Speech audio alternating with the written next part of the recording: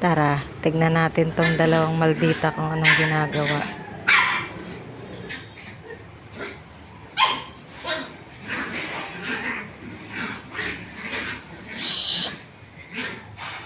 Oreo! Hershey! Mga maldita. Bakit kayo nag-away dalawa? Ha? Gusto palo? Tahimik. Behave na.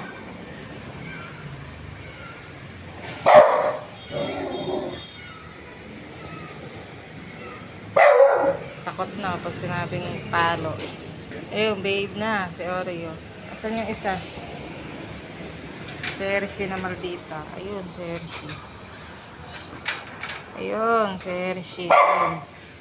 Ayun. Yolo, wag mo nang ngarutin nga.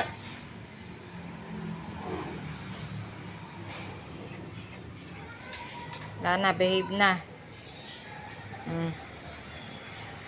Good girl.